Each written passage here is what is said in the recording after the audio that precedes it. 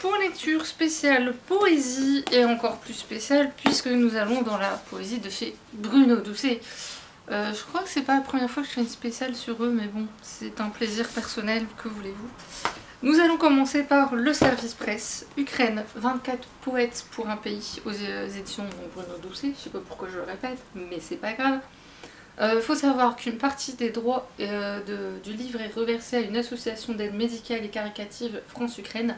Donc si vous faites une bonne action en même temps, moi personnellement je l'aurais su, je l'aurais acheté plutôt que de le demander dans la masse critique Babelio, mais je ne le savais pas. Donc c'est pas grave, je me dis que dans le pire des cas ça fera de la pub au livre, et si ça peut vous donner envie, c'est très bien.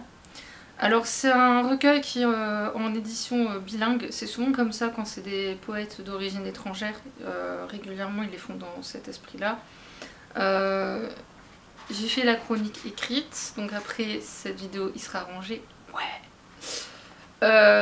Vu le retard que j'ai en livre à chroniquer, croyez-moi, je peux jubiler. Il faut savoir qu'au début de ce livre, il y a un journal à 4 mains entre Ella Yevtuchenko et Bruno Doucet pour justement, en fait, Bruno Doucet voulait faire quelque chose pour aider l'Ukraine et rien de tel que la poésie pour aider. Il voulait quelque chose qui soit doux, qui aide mais en même temps qui déprime pas parce que c'est pas le but. Il a eu l'occasion d'échanger avec cette dame et pendant la guerre en Ukraine. Donc il y a des passages qui sont forcément qui vous réveillent, vous dites, vous prenez du recul sur votre situation, parce que quand je pense à tous ces gens qui se plaignent de l'augmentation des prix, blablabla, nous on n'a pas des bombes qui nous tombent sur la tête n'importe quand, par exemple, juste pour remettre les choses un peu à leur place. Après moi je suis pas du genre à me plaindre honnêtement, mais quand j'entends les gens se plaindre en France, c'est généralement les gens qui n'ont pas forcément besoin de se plaindre. Et ça commence sérieusement à me gonfler. Mais bon, je vais me taire, de toute façon on fait parler toujours que les mêmes personnes, ceux qui galèrent vraiment n'en parlent pas. C'est comme ça, c'est la France, que voulez-vous que je vous dise? Tout ça pour dire que dans ce recueil, on commence avec un poème qui se passe pendant cette guerre actuelle, mais on retrace aussi un peu la poésie ukrainienne, mais de l'histoire. Pardon. On est vraiment dans l'histoire parce qu'il y a des poèmes où j'avais vu les dates et j'avais été étonnée et effarée de voir que ces poèmes pourtant qui datent de très longtemps n'ont jamais été d'autant d'actualité. À la fin je crois qu'il y a les dates peut-être des poètes. Est-ce qu'elles y sont? Oui, j'en ai quelques-uns, là j'ai 91. 86, 1926, 1899, etc. etc., etc. Je vous en reparlerai parce que justement j'ai lu un livre où il est question un peu de l'Ukraine, puisque j'ai appris qu'une partie de l'Ukraine était rattachée avant à un autre pays, la Roumanie, enfin une partie du coup, et ça me fait voir encore les choses d'une manière très différente sur ce pays. Tout est que oui, il y a des poèmes autour de la guerre qui font écho à la guerre, d'une manière ou d'une autre, mais pas que. Il y a aussi de très beaux poèmes que moi j'ai mis en... Voilà, j'ai mis post-it.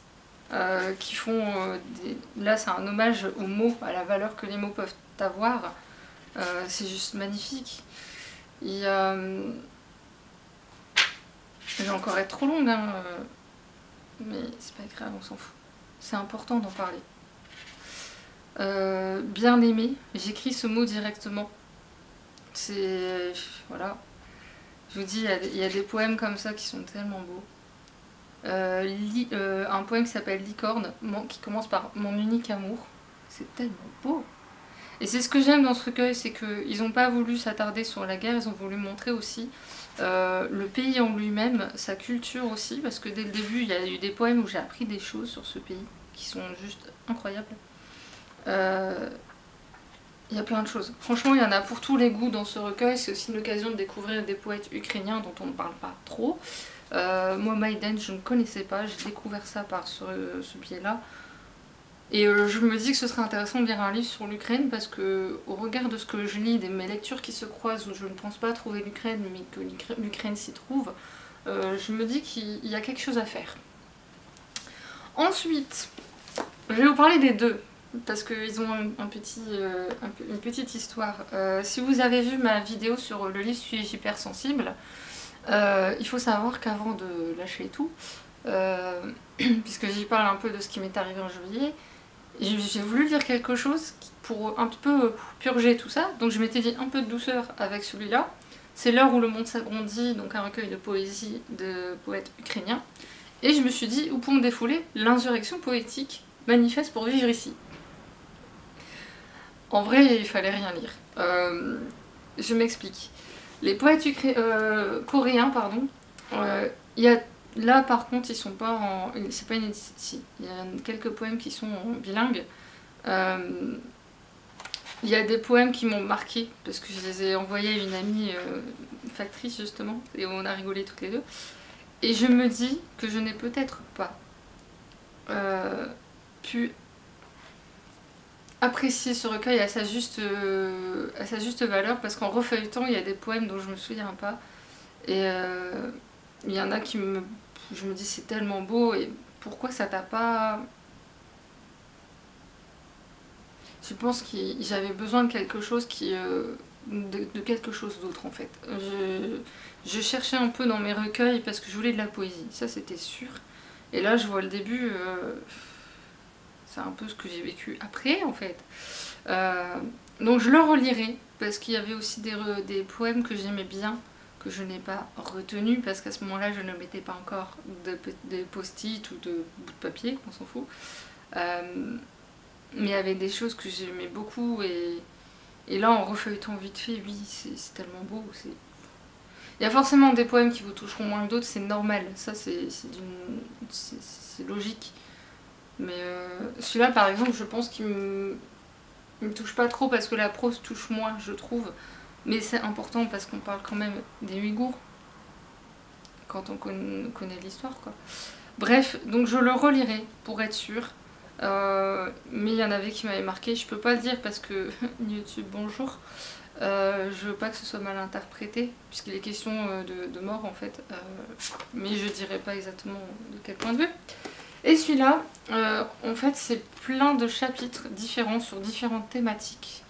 Donc on a un chapitre contre l'ignorance, on en a un contre les fous de Dieu, contre la haine, sur la Shoah, guerre et paix, contre la bête immonde, autour de l'homosexualité, autour de l'égalité, l'apartheid, la liberté, le sexisme, le bonheur, Cap Espérance. Celui-là je me souviens plus. Sur l'écologie évidemment. Bref, vous avez plein de thématiques, tout le monde y trouvera son compte, ça je vous le garantis. Moi en lisant, j'ai redécouvert des poètes dont on connaît tous les noms, mais dont je n'avais jamais rien lu au final. J'entendais les noms, je me dis oui, c'est bien. Et par exemple René Vivien que je découvre, ça fait 2 recueils, je la trouve et je sens que je vais passer à l'acte d'achat à un moment ou un autre. Il n'y a pas que... Ouais, il y a des poètes allemands. Sur la Shoah, franchement, comment il était magnifique. Maram Al-Masri est déjà publié chez eux. Donc forcément, voilà. Moi, ça me parle forcément. C'est aussi un plaisir de retrouver des poètes dont on a déjà lu. Qu'on a déjà vu à l'école aussi, parce qu'il y en a quelques-uns. Jean Cocteau, que étonnamment, je n'ai jamais mis comme poète. Pourquoi, j'en sais rien. Mais c'est pas grave,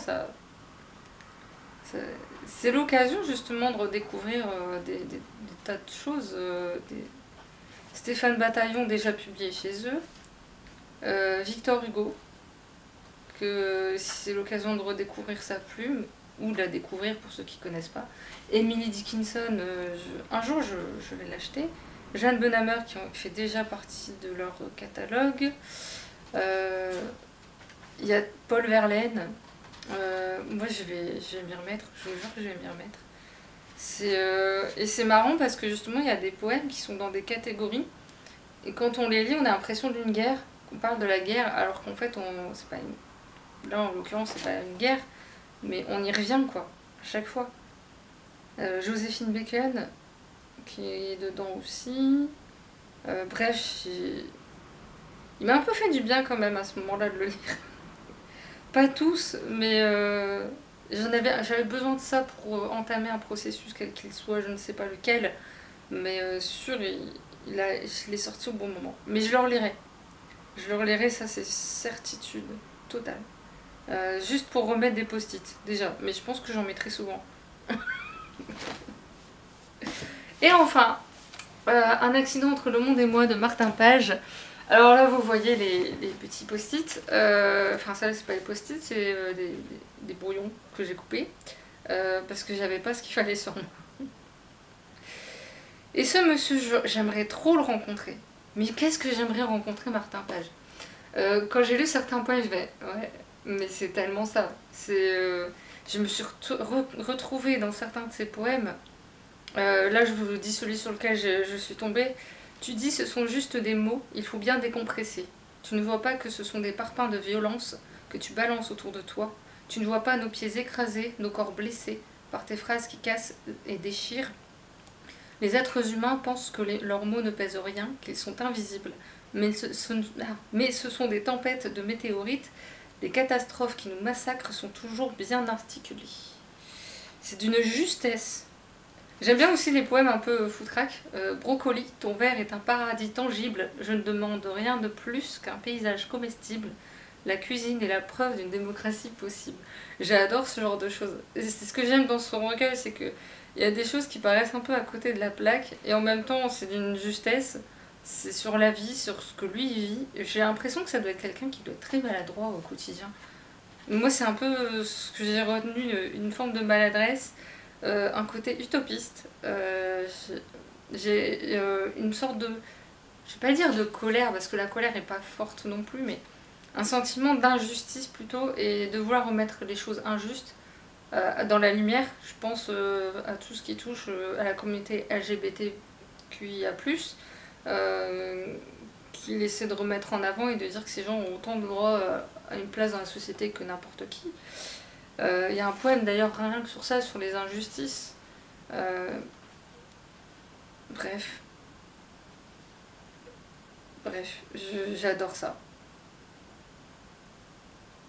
J'ai adoré son recueil parce qu'il parle justement de tellement de choses dans lesquelles je me retrouve, ça va être compliqué d'en faire un avis. Parce que...